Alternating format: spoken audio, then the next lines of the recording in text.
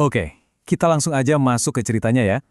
Bayangin deh, kita sekarang ada di hari keempat operasi pencarian dan penyelamatan di lokasi bencana tanah longsor yang, ya, sangat mematikan di Indonesia. Suasananya udah pasti tegang, sedih, semua orang kerja keras. Tapi, di tengah semua itu, ternyata ada secercah harapan yang muncul tiba-tiba. Nah, di tengah-tengah kekacauan itu, ada satu kabar baik yang menyebar cepat banget. Dari 80 warga yang tadinya didata hilang, ternyata 4 orang dari mereka itu selamat. Kenapa? Karena pas kejadian mereka lagi nggak ada di kampung, lagi di luar kota. Ini mungkin kelihatannya kelegaan kecil ya, cuma 4 orang, tapi di situasi kayak gitu, wah rasanya itu besar banget buat tim penyelamat dan tentunya buat keluarga mereka. Tapi perjuangannya jelas belum selesai. Walaupun ada kabar baik tadi, tim penyelamat masih harus berpacu sama waktu. Masih ada 40 warga lainnya yang hilang, yang diduga tertimbun longsor. Angka ini tuh jadi pengingat yang pahit banget ya, tentang seberapa besar skala tragedi yang lagi mereka hadapi saat itu. Nah, di sela-sela kesibukan operasi penyelamatan, para pejabat, termasuk salah satunya tokoh yang cukup dikenal, Kang Deddy Mulyadi, mereka ngumpul nih. Fokus mereka mulai bergeser.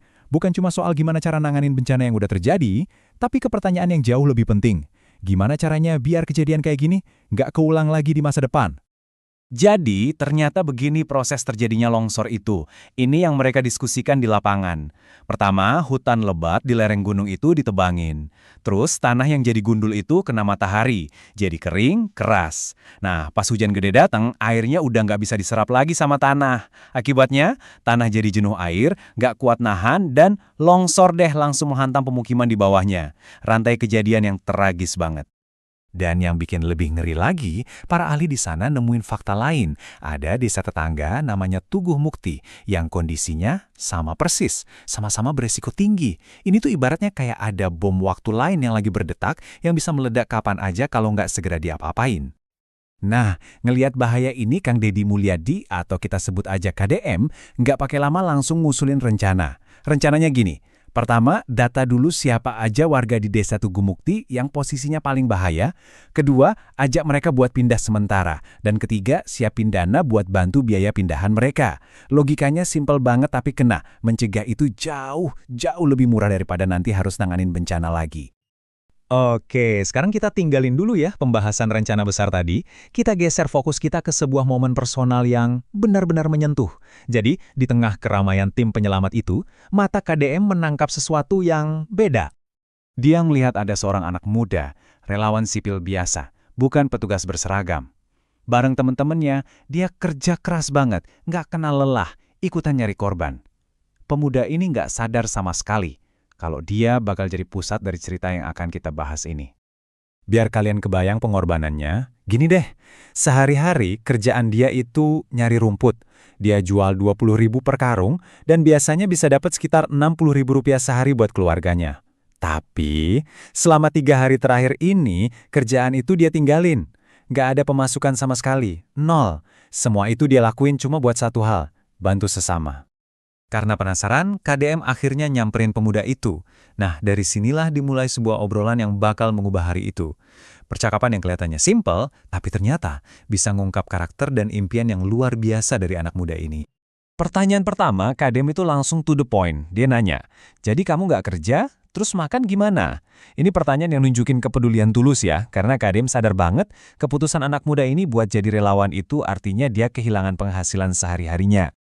Dan jawaban si pemuda ini, wah polos dan jujur banget.